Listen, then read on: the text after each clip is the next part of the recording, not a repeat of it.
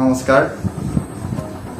আজি আমাৰ এই অনুষ্ঠানলৈ এনেকুৱা এজন অতিথি আমি আমন্ত্ৰণ কৰি আনিছোঁ, যিজনক গোটেই অসমৰ মানুহে আপোন কৰি ল'বলৈ বাধ্য হৈছে। তেখেতৰ যি সংগীতৰ কলা শুনা নাই আজিলৈকে আমি বাৰু, তাকে শুনিবলৈ তেখেতক আমন্ত্ৰণ কৰি আনিছোঁ।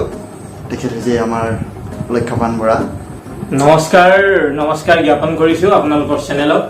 আৰু আপোনালোকৰ চেনেলক মই শ্ৰদ্ধাঞ্জলি জ্ঞাপন কৰিছোঁ এটা কাৰণেই, মোক শ্ৰদ্ধাঞ্জলি ওলাল, চৰি দেই, এইটো শ্ৰদ্ধাঞ্জলিটো মিউট কৰি দিব। একচুৱেলি মই আপোনালোকৰ চেনেলক গীতাঞ্জলি আগবঢ়াইছোঁ।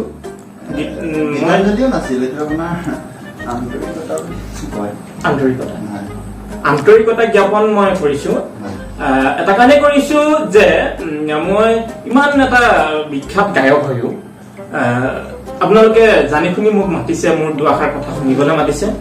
সোধক, কম, গান গাম। ঠিক আছে, আমি পোনপ্ৰথমে লক্ষ্যপান বৰাক সকলোৰে আগত চিনাকি কৰি দিব লৈছোঁ। তেখেত অসমৰেই নহয়, গোটেই ভাৰতবৰ্ষৰ এজন বিখ্যাত সংগীতজ্ঞ হ'বলৈ চেষ্টা কৰিছিল যদিও সক্ষম হোৱাগে নাই। তথাপিও তেখেতে অসমৰ বিভিন্ন প্ৰান্তত, গুৱাহাটীত তেখেতে সংগীত পৰিৱেশন কৰিছে। এইফালে আপোনাৰ সুদূৰ শিৱসাগৰতো তেখেতে সংগীত পৰিৱেশন কৰিছে।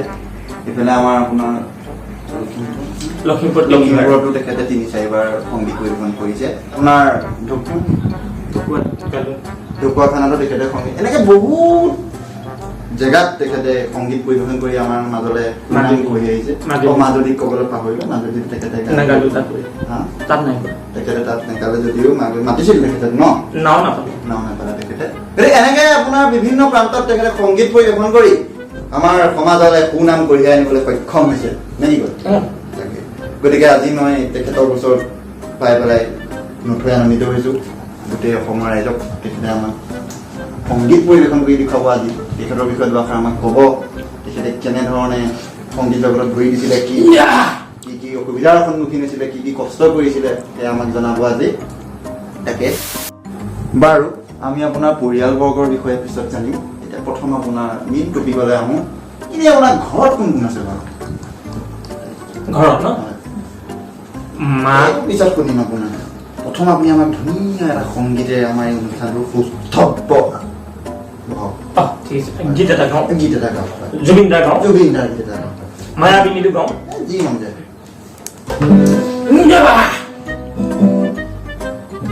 মন যায় গানটো শুনি ভাল লাগে, সেইটো যদি অকণমান গুণগুণাই দিয়ে তাকে মন যায় ন।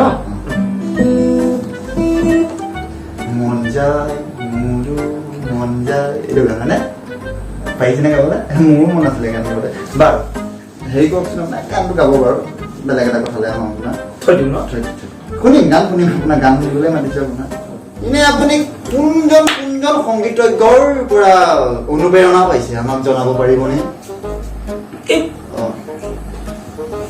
এইফালে আপোনাৰ ডক্টৰ ভূপেন হাজৰিকা, আমাৰ জুবিন দা, পাপন দা, এই সকলোৰ পৰা আপুনি পাইছে, আমি গম পোৱা গ'ল, ৰাইজেও গম পালে। এতিয়া আপুনি আমাক কওক, কেনেকুৱা সংগীতৰ প্ৰতি আপোনাৰ মানে বেছি ইণ্টাৰেষ্ট? কেনেকুৱা সংগীত গাই আপুনি ভাল পায়?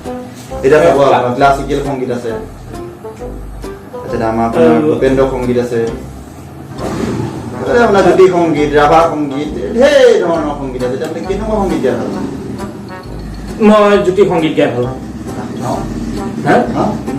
এতিয়া আমি জ্যোতি সংগীত ধুনীয়াকৈ আমাক শুনাওঁ। জ্যোতি সংগীত শুনাবলৈ গ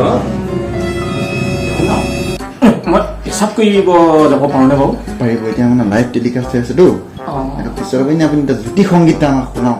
জ্যোতি সংগীত? হয়, জ্যোতি সংগীত। জ্যোতি সংগীত হয়, ঠিকে আছে বাৰু। বস্তুটো জ্যোতি সংগীত গাম, লিখি দিব লাগিব নেকি আপোনাৰ? নালাগে, জ্যোতি সংগীতে হয়, গাওক। এনেই পাছত কৰি আহিবতো নোৱাৰো চাগে? নাই, এতিয়া নোৱাৰিব। আপুনি গানটো গাওক আৰু আপুনি য'ত যাব পাৰিব। জ্যোতি সংগীত হয়।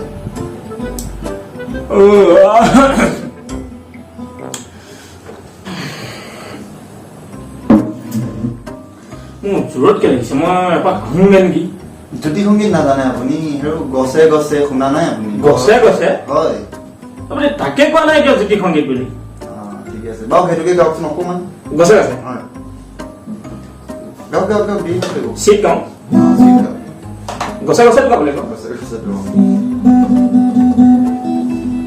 ধৰক গছে গছে পাতি দিলে সেই গীতটো আপুনি নাজানে লাজৰ বিষয়ে দেই পুৰা বেগী থৈ যাওঁ সেইবিলাক গীত গাব লাগিব সৰু নহয় আপুনি গম পালো বাৰু আৰু আমি কথা বতৰা পাতি আমাৰ অমূল্য সম্পদক এই সময়খিনি নষ্ট কৰি থাকিম চাহটো পাহৰি গৈছিলো খাওক চাহ এনে আপোনাৰ মাজত এটা কথা সুধিব বিচাৰিছো আপুনি যেতিয়া এনেই থাকে বেকাৰ থাকে যেতিয়া বেকাৰে বাৰু আপুনি সময়টো কেনেকে নষ্ট কৰে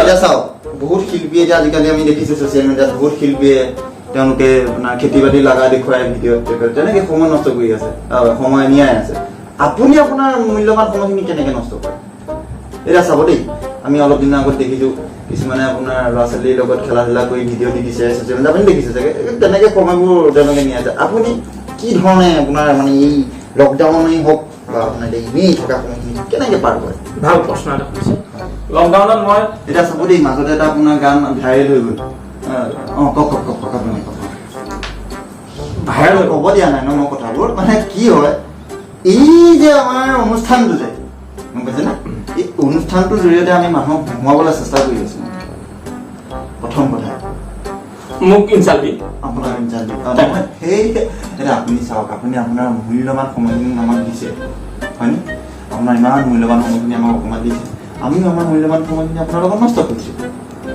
টাইম পাছ কৰিছোঁ গতিকে এনেকৈ আমি ৰাইজক সন্তুষ্ট কৰিব লাগিব বা শেষত আপুনি আমাক এটা ধুনীয়া আমাৰ অনুষ্ঠানটোৰ বাবে কিবা এটা মেছেজ দিয়কচোন দিয়ক এতিয়া আপুনি ক'ব মই জানো যে এই অনুষ্ঠানটোৱে মোক মাতিলে ভাল লাগিলে এই অনুষ্ঠানটোলৈ আহি পেলাই তেওঁলোকে মোক বহুত আদৰ কৰিলে সন্মান সহকাৰে মোক ইয়াত বহিব দিলে দুটা তিনিটা কথা পাতিলে তেনেকৈ ক'ব বুলি মই জানো তথাপিতো আপোনাৰ মনৰ পৰা কি আছে আপুনি কি ক'ব বিচাৰিছে সেইটো কওক সময়ো পাৰ হৈ গৈছে এতিয়া টাইমো নহ'ব থাকক নেকি দিয়ক থাকক দিয়ক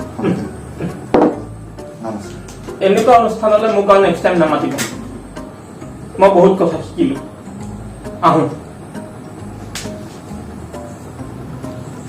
ৰেকৰ্ডিং হৈ আছে নেকি নাই কৰিলো অথন্তে কামোৰ হৈ যায় এনেকুৱা মানুহ একো এটা নাজানে দেই নেগালে গান জানিলে হ'ব নেক্সট